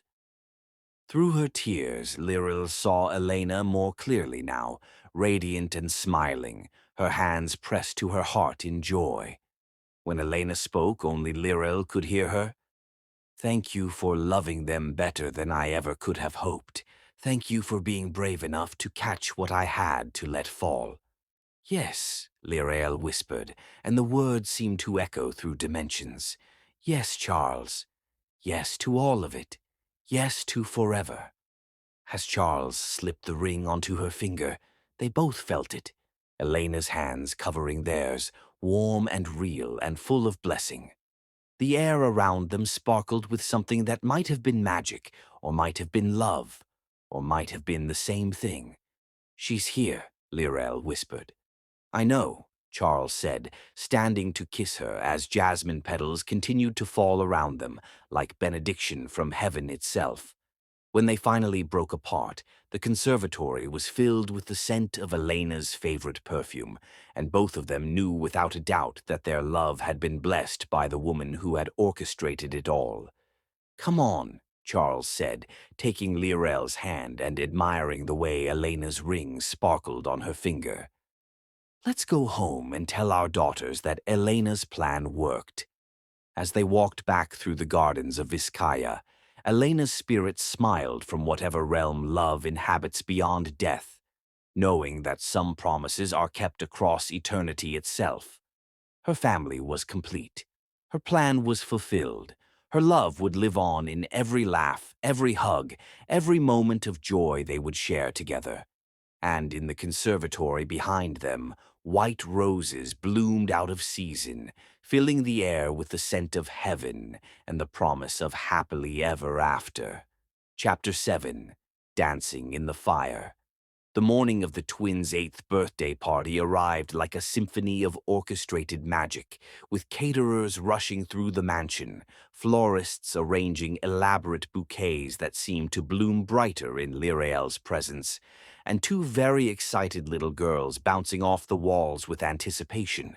But nothing could have prepared anyone for the supernatural storm that would bless everything before the day was through.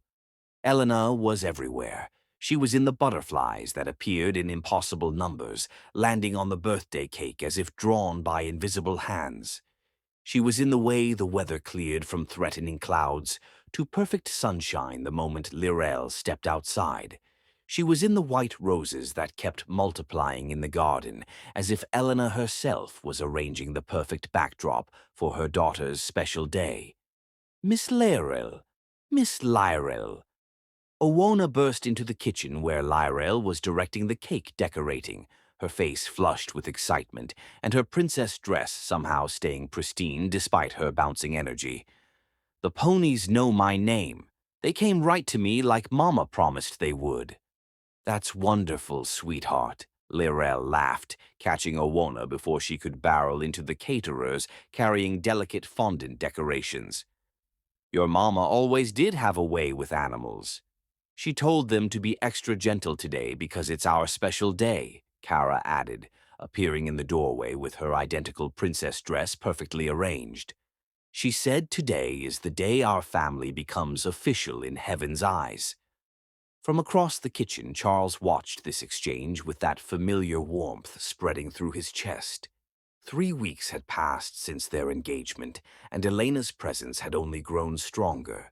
She was orchestrating their happiness with the same supernatural precision that had brought them together, making sure every detail was perfect for what she knew would be a day of both celebration and reckoning.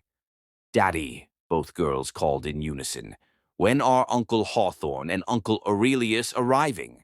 Mama said they're bringing the special surprise." "They'll be here soon, princesses," Charles assured them. But his attention was caught by the sight of multiple cars pulling up the circular driveway. Some he recognized, friends, neighbors, parents from the twins' school.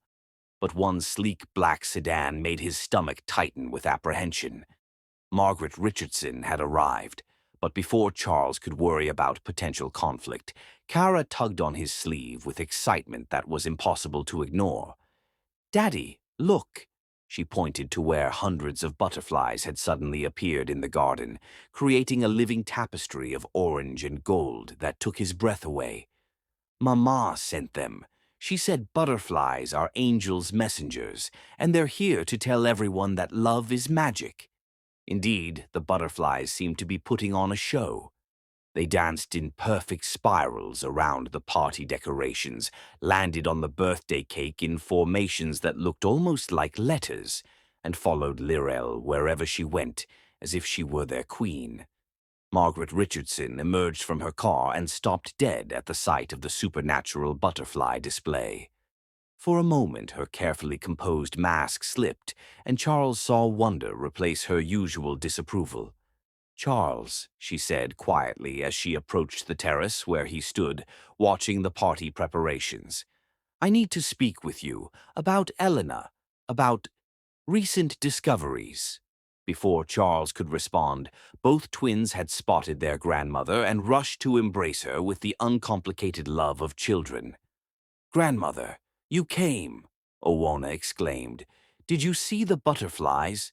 Mama sent them just for us." "And wait until you meet Miss Lyrell," Kara added with shining eyes. "She's going to be our new mommy, but Mama chose her special, so it's okay." Margaret's composure cracked completely. Instead of her usual stiffness, she knelt down to embrace both girls with tears in her eyes. "Your Mama chose her," she whispered. "Oh, yes," Owona said matter-of-factly. "Mama told us all about her plan, how she had to find someone brave enough to love Daddy even when he's being stubborn, and strong enough to love us even though we miss Mama sometimes." "She said Miss Lyrell was the answer to her prayers," Kara added. "The angel she asked God to send to take care of us when she couldn't anymore." Margaret stood slowly, her eyes finding Charles with an expression he'd never seen before. Not disapproval or coldness, but something that looked almost like awe. "I found more letters," she said quietly, "hidden in Elena's music box. Letters addressed to me, explaining everything. Charles, she planned this party too. She described the butterflies, the perfect weather, even the conversation we're having right now." She reached into her purse and pulled out a sealed envelope with Charles's name written in Elena's familiar handwriting. "She asked me to give this to you today, at exactly this moment, when I was finally ready to see the miracle she'd orchestrated. Charles took the letter with trembling hands, but before he could open it, a commotion from the garden caught their attention. The party guests had all stopped their conversations to stare in wonder at what was happening around Lirel. She stood in the center of the garden, surrounded by a living cloud of butterflies that danced around her like she was the center of their universe. Children and adults alike watched in amazement as the butterflies formed patterns in the air. First a heart, then what looked like the word love, then a perfect spiral that lifted toward the sky like a prayer made visible. "It's like something out of a fairy tale," one of the mothers whispered. "It's like she's been blessed by angels," another replied. Margaret watched this supernatural display with tears streaming down her face. Elena always said she would find a way to show her approval from heaven. I just never imagined it would be so beautiful. Charles opened Elena's letter, his heart pounding as he read her familiar handwriting. "My darling Charles, if you're reading this at Oona and Kara's 8th birthday party, then everything has gone according to plan.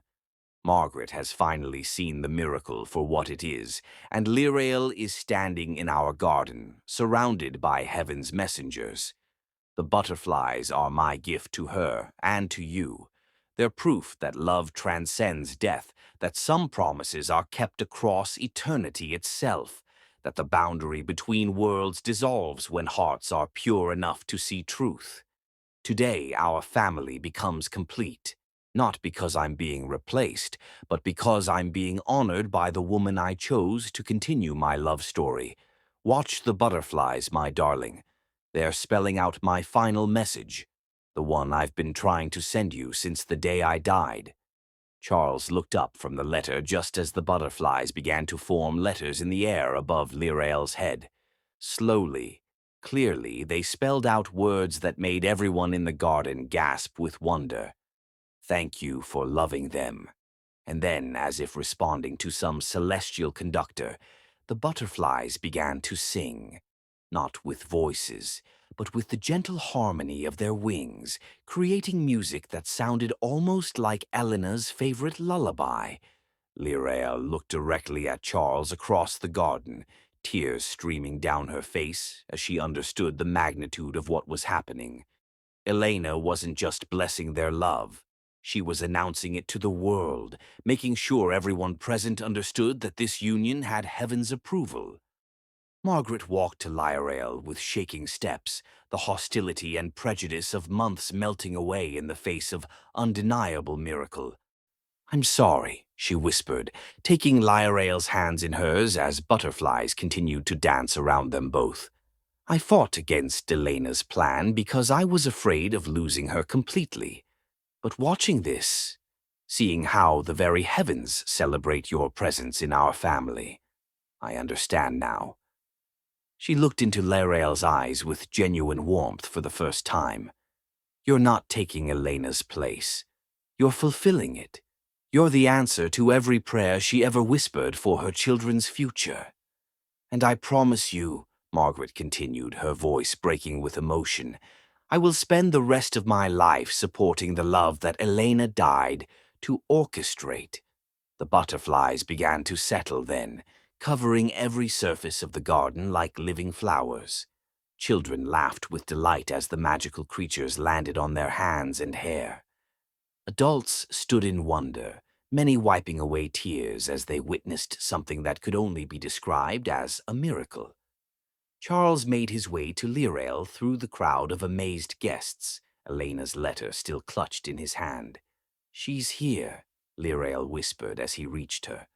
"I can feel her everywhere." "I know," Charles said, looking around at the supernatural beauty Elena had created for this moment. She wanted everyone to see. She wanted there to be no doubt that our love has heaven's blessing.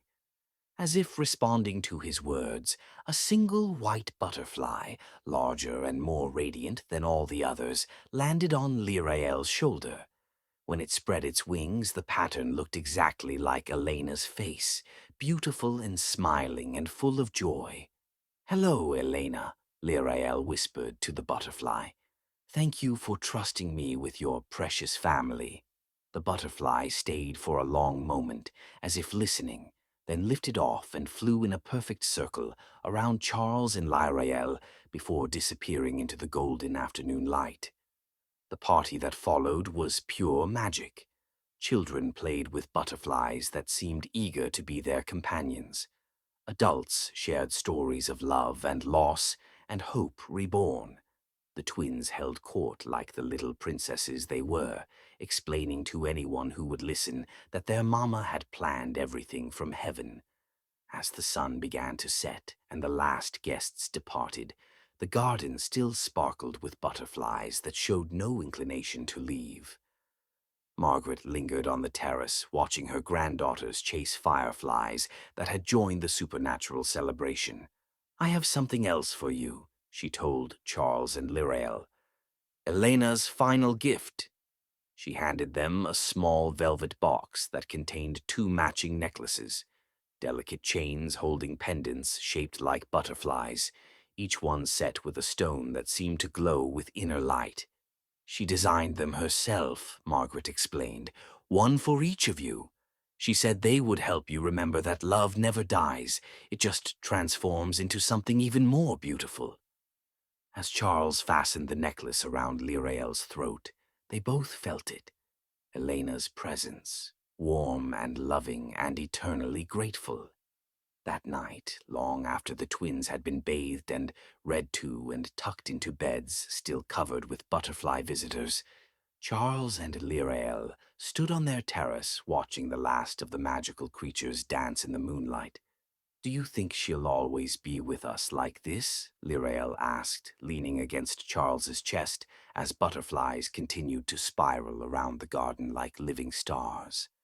"I think Elena's love has become part of the very fabric of our lives," Charles replied, his arms tightening around the woman who had completed his family. "I think every moment of joy we share, every laugh from our daughters, every kiss we exchange, it's all part of her continuing love story." A butterfly landed on Lirael's hand, its wings pulsing with gentle light that seemed almost like a heartbeat. "Thank you, Elena," she whispered to the night sky, "for choosing me, for trusting me, for showing me that some fairy tales are real." And somewhere in the realm where love transcends death, Elena Richardson LaPlante smiled, knowing that her greatest work was complete. Her daughters would grow up surrounded by love. Her husband had found happiness again. Her chosen successor would guard her family with the fierce devotion of a mother's heart. The butterflies would remain as long as they were needed, proof that miracles are real, that love never dies, and that some angels keep their promises across eternity itself. Chapter 8. Love's Sweet Rebellion. The whispers started the moment Charles and Lirael walked into the Coral Gables Country Club, hand in hand, for what was supposed to be a celebration of the new children's wing at Miami General Hospital, but quickly became the social event where Miami's elite showed their true colors. "Is that really Charles LaPlante with his caregiver?" The voice belonged to Victoria Ashford, wife of a prominent banker, and though she spoke quietly, her words carried across the marble foyer like shards of broken glass. How absolutely unconventional. Lirael felt Charles's hand tighten around hers, his jaw tensing in that familiar way that meant he was fighting to control his temper. She squeezed his fingers gently, reminding him without words that they'd known this would be difficult. Being in love in the privacy of his mansion was one thing.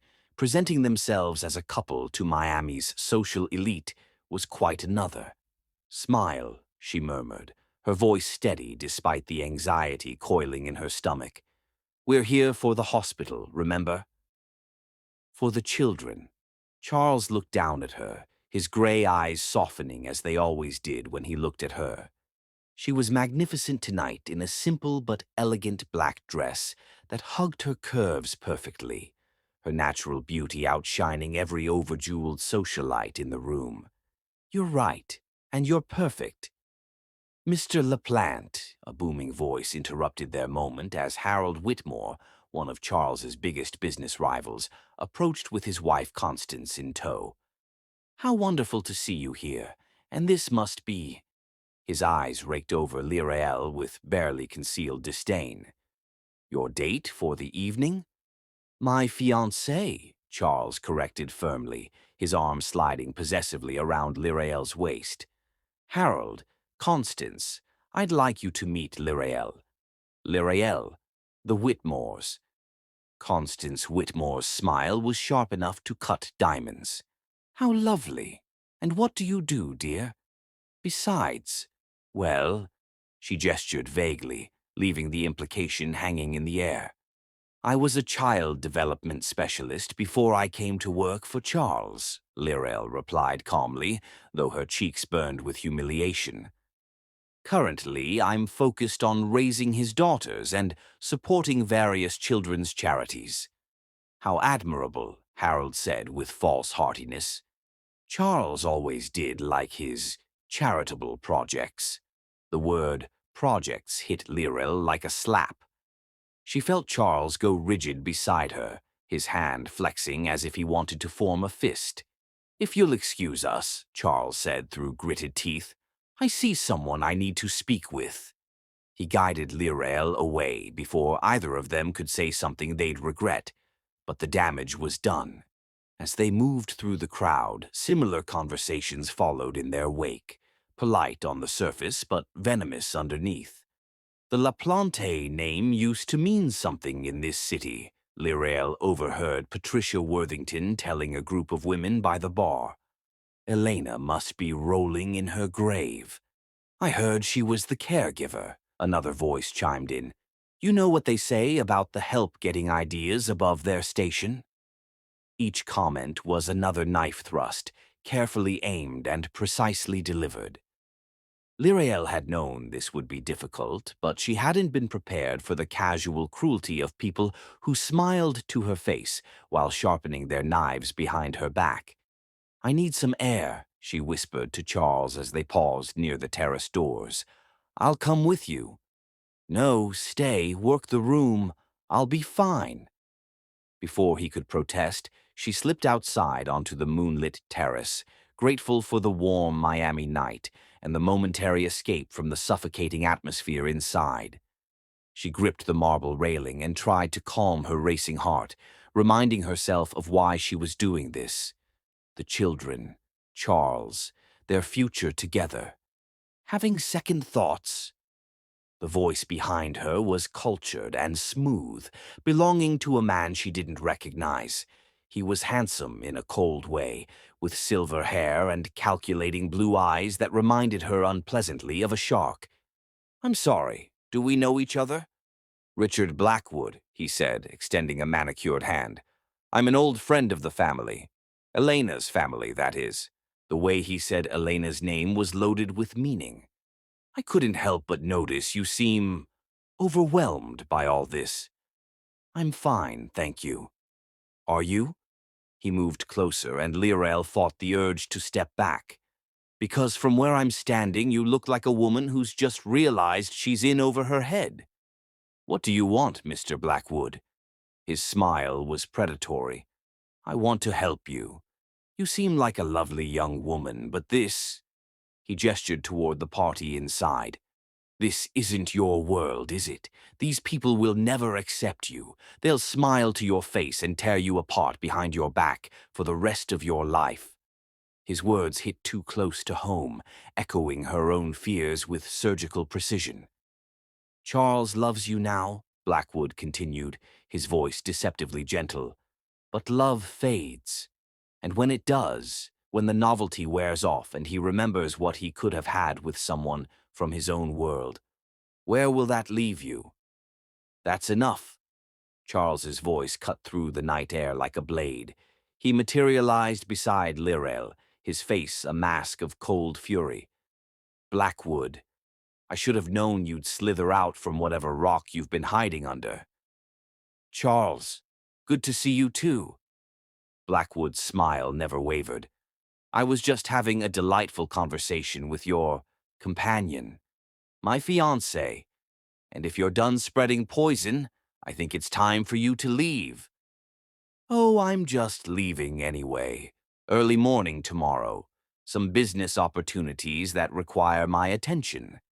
His eyes flicked to Lyrel with mock sympathy. "Think about what I said, my dear. Sometimes the kindest thing we can do for the people we love is let them go." As Blackwood disappeared back into the party, Charles turned to Lyrel with concern etched across his features. "What did he say to you?" "Nothing I haven't been thinking myself," she admitted quietly. Lyriel, "He's right, Charles.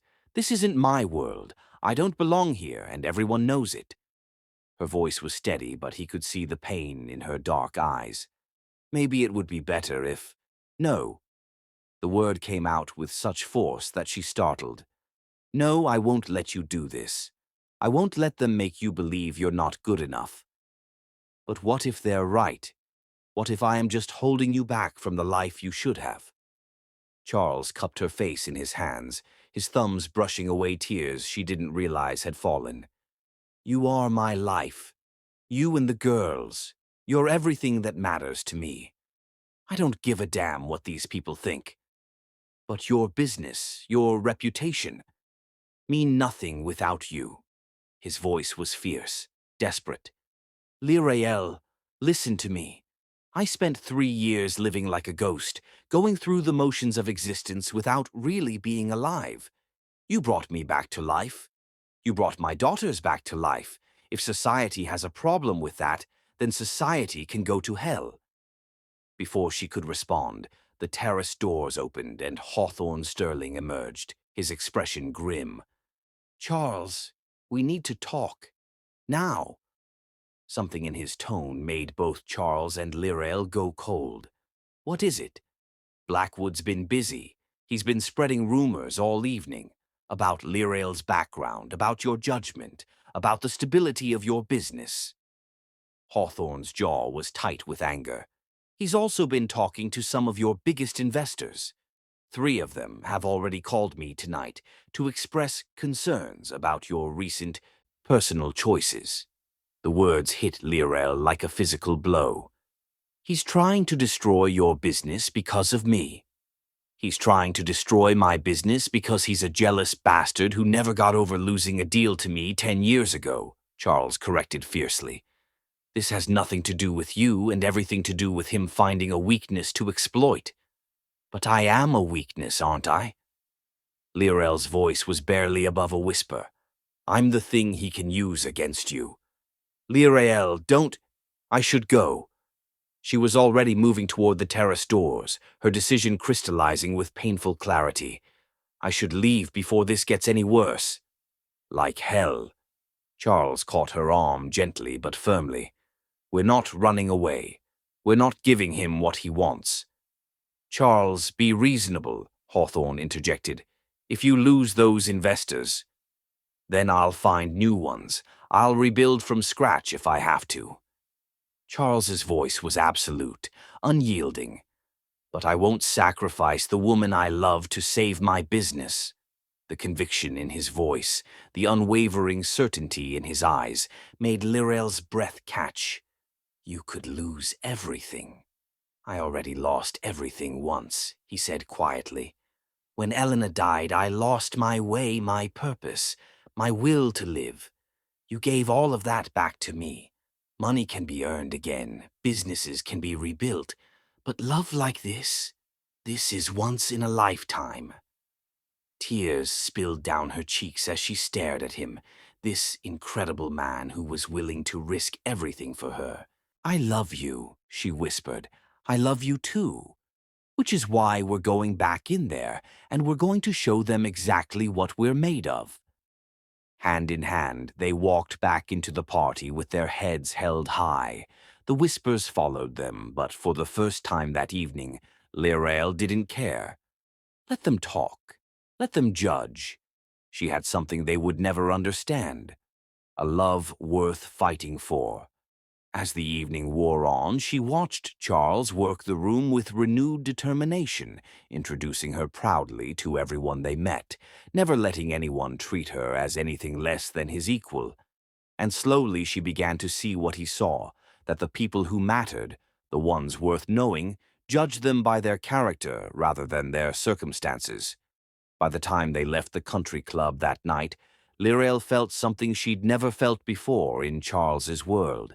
She felt like she belonged. Not because she'd changed, but because she'd finally stopped apologizing for who she was. And that, she realized, was worth fighting for. Chapter 9. The Heart's True Victory. The annual Miami Children's Hospital Charity Gala was the social event of the season, where Miami's most powerful and wealthy gathered to write checks and see who would claim the spotlight. But tonight, Charles LaPlante was about to give them a show they would never forget. "Are you absolutely certain about this?" Hawthorne asked for the third time as he adjusted Charles's black tie in the mansion's foyer. "Because once you do this, there's no taking it back. You'll have officially declared war on half of Miami's establishment." Charles checked his reflection one final time, his gray eyes steely with determination. "They declared war first when they made the woman I love feel unwelcome in her own city. I'm just choosing to fight back. And if it backfires, if you lose more investors, if the board tries to force you out of your own company, then I'll build something new." Charles's voice was calm, certain. "I spent 3 years being dead inside, Hawthorne. I won't go back to that life for anyone or anything." From the top of the marble staircase, Lirael appeared like a vision in midnight blue silk, the gown flowing around her like liquid starlight. Charles felt his breath catch, as it always did when he saw her, the same reaction he'd had the first day she'd walked into his house, though he'd been too stubborn and too blind to recognize it then. "You look incredible," he said, meeting her at the bottom of the stairs and offering his arm. "Are you sure about tonight?" she asked quietly, her dark eyes searching his face. "It's not too late to change your mind." "I've never been more sure of anything in my life." The ride to the Four Seasons was quiet, both of them lost in their own thoughts.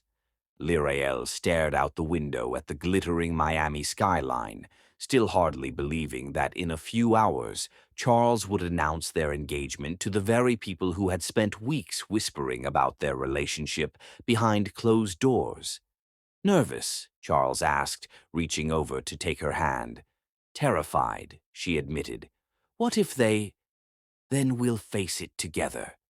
He brought her hand to his lips, pressing a gentle kiss to her knuckles. "You and me against the world, remember?"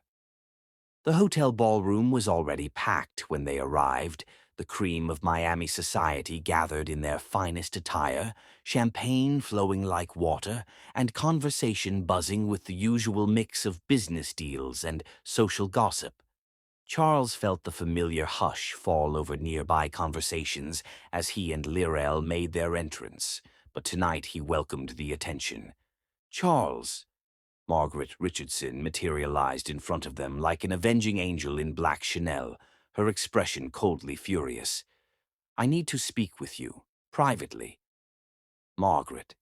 Charles's voice was carefully neutral as he acknowledged his former mother-in-law. "You look well. Don't you dare patronize me," she hissed, her composure cracking slightly.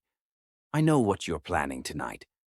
Richard Blackwood was kind enough to warn me about this spectacle you're about to make." "Did he now?" Charles's smile was dangerous. "How thoughtful of him." "This is madness, Charles. You're about to throw away everything Elena worked to build, everything your family name stands for, all for—" Her gaze flicked to Lirael with unconcealed disdain. "For her." "Elena is gone," Charles said quietly, but his voice carried the weight of absolute finality. "And I won't dishonor her memory by living the rest of my life as a shrine to the past. She would want me to be happy, Margaret. She would want Owona and Kara to have a mother who loves them." A mother? Margaret's laugh was bitter.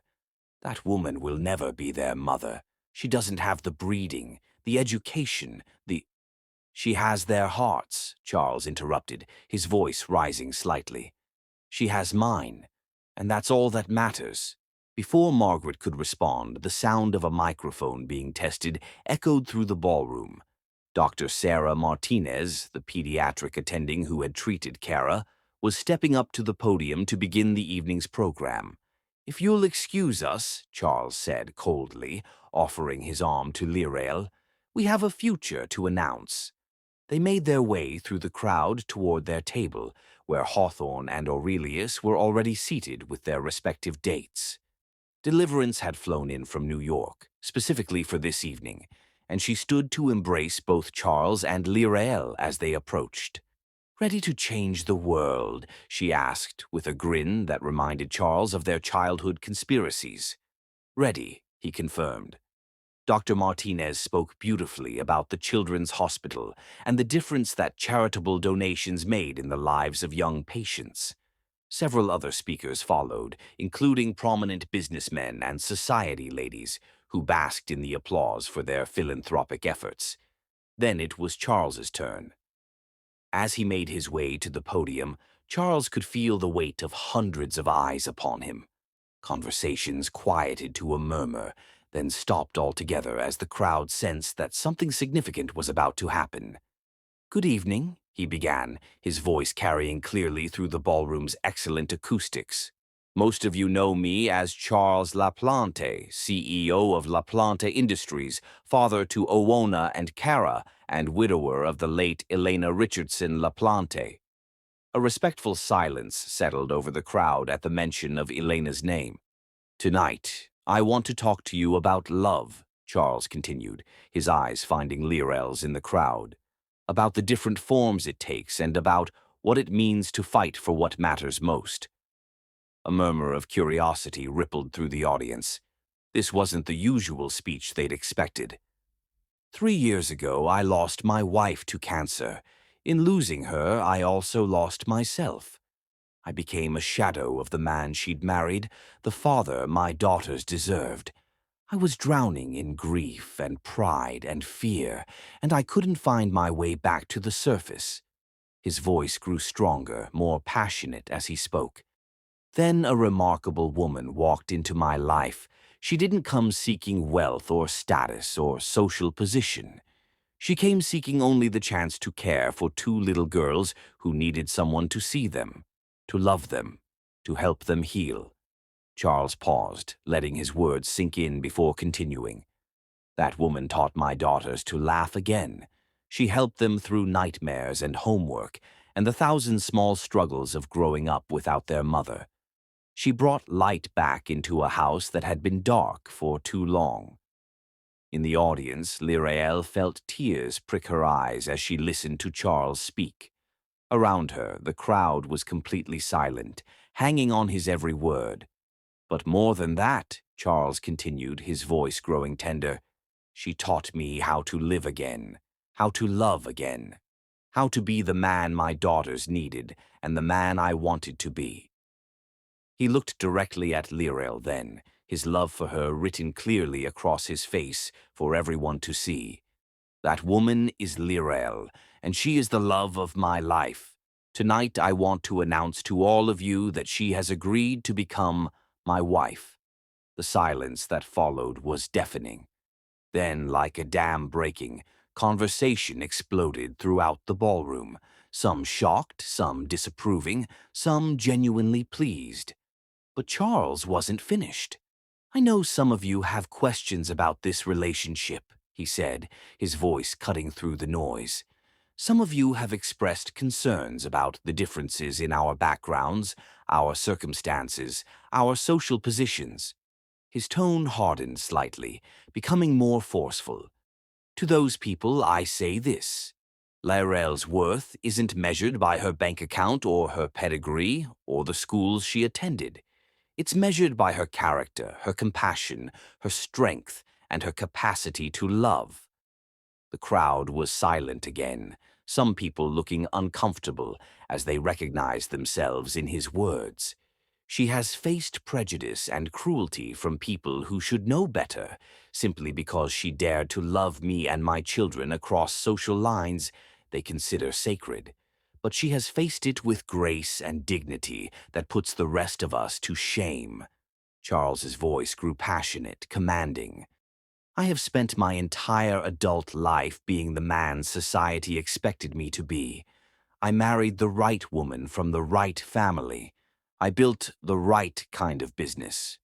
I lived in the right neighborhood and associated with the right people. He paused, looking out over the sea of faces before him. And you know what? It nearly killed me. It certainly killed my capacity for joy, for spontaneity, for real, honest love. Some people in the crowd shifted uncomfortably, recognizing themselves in his description.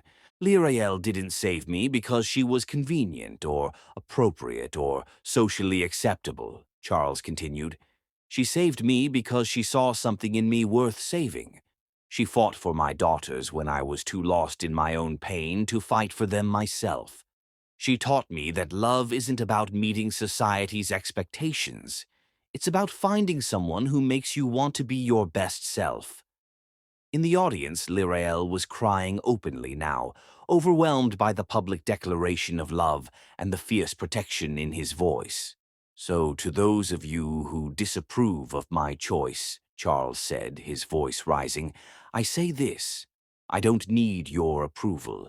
I don't need your acceptance. What I need is the woman who makes me whole, who makes my daughters happy, who makes our house a home. He looked directly at several people who had been particularly vocal in their criticism, his gaze unflinching. If that makes me unsuitable for your social circles, so be it. If it makes me unworthy of your business partnerships, I'll find new ones. If it makes me a pariah in your carefully constructed world of privilege and prejudice, then I'm proud to be cast out. The ballroom was completely silent now, hundreds of people holding their breath as Charles delivered his final words. But I will never apologize for loving the most remarkable woman I've ever known, or for building a life with someone who makes every day worth living. He stepped away from the microphone and walked directly to Lirael's table, the crowd parting before him like the Red Sea. When he reached her, he dropped to one knee, pulling out a ring box that sparkled with a perfect solitaire diamond. Lirael, he said, his voice carrying in the utterly silent ballroom, will you marry me? Publicly, proudly, and to hell with anyone who doesn't like it. Through her tears, she managed to whisper, yes.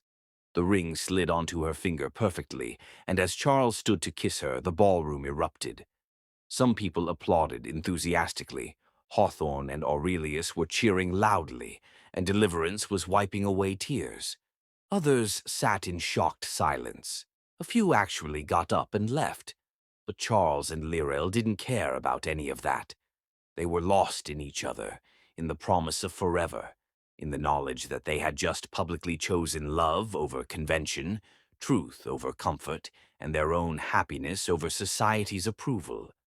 As they finally broke apart, both breathing hard and grinning through their tears, Charles whispered in her ear, no more hiding, no more apologies.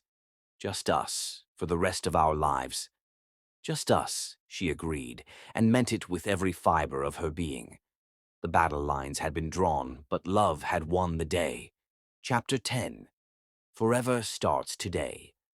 6 months later, on a perfect Miami morning, when the sun painted everything golden and the ocean breeze carried the scent of jasmine and endless possibilities, Lirael LaPlante stood before her mirror and realized that fairy tales could come true, even for women who had stopped believing in them long ago.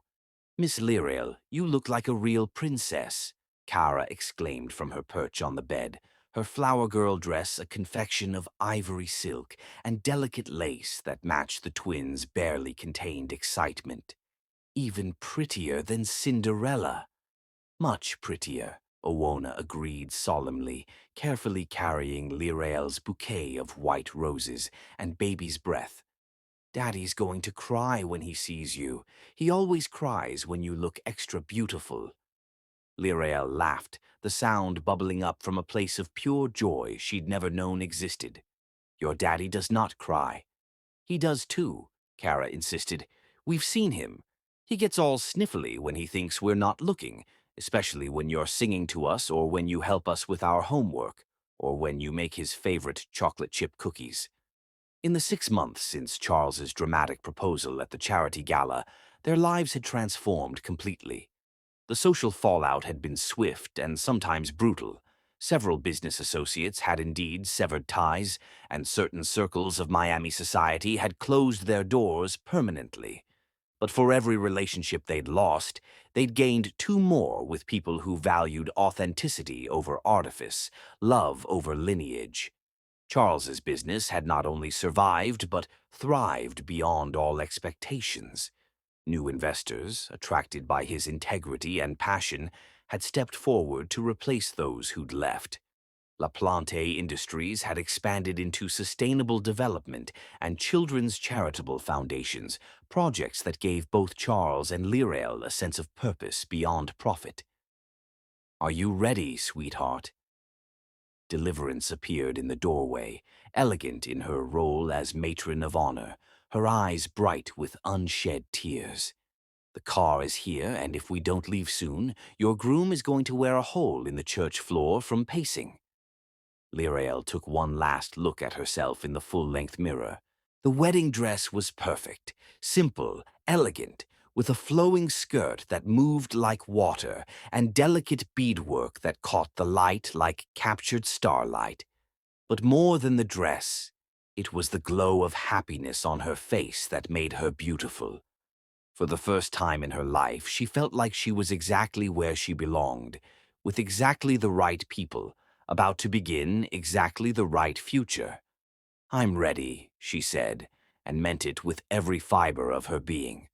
The drive to the church was a blur of Miami scenery and nervous excitement. The twins chattered about their important duties as flower girls. Deliverance fussed with everyone's hair and makeup, and Lirael tried to calm her racing heart by focusing on what waited for her at the altar.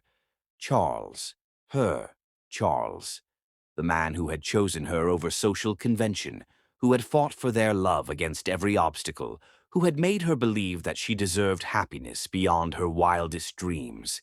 St. Patrick's Cathedral was packed with everyone who mattered to them. Mahola sat in the front row, beaming with pride for her friend. Hawthorne and Aurelius, looking handsome in their matching groomsmen tuxedos, stood at the altar with Charles. Scattered throughout the pews were the faces of people who had become their chosen family, colleagues who respected Charles's business acumen, neighbors who adored the twins, fellow volunteers from the children's charities they supported together. Notably absent were Margaret Richardson and several members of Miami's Old Guard, but their absence felt like a blessing rather than a loss. This wedding was about love, not social obligation. As the organ began to play, Lirael felt her nerves settle into anticipation. The twins went first, scattering rose petals with the serious concentration of children given an important job. The congregation awed appropriately at their cuteness, and Lirael could hear Charles's delighted laughter even from the back of the church. Then Deliverance walked down the aisle, graceful and proud, taking her place at the altar. The music changed to the traditional wedding march, and every person in the church stood as the doors opened to reveal Lirael. She had chosen to walk alone, not because she didn't have people who loved her, but because this journey to Charles was one she wanted to make independently, as a strong woman choosing her own destiny rather than being given away like property. But the moment she saw Charles waiting for her at the altar, the rest of the church faded away. He looked devastatingly handsome in his black tuxedo, but it was the expression on his face that stole her breath, wonder, love, and a joy so pure it brought tears to her eyes. As she walked down the aisle, their eyes locked and held, and she could see his lips form the words, "I love you." She mouthed them back, and his smile was radiant enough to power the entire city. "Dearly beloved," Father Martinez began when she reached the altar and Charles took her hands in his. "We are gathered here today to witness the union of Charles and Lyrael in holy matrimony." The ceremony passed in a haze of perfect moments. Charles's voice was steady and strong as he recited his vows, promises of love and partnership that he'd written himself and that made several people in the congregation wipe away tears. "Lyrael," he said, his gray eyes locked on hers, "you came into my life when I thought my story was over, and you taught me that it was just beginning. You showed me that love isn't about finding someone perfect. It's about finding someone who makes you want to be perfect for them. You've been my salvation, my partner, my best friend, and my greatest love.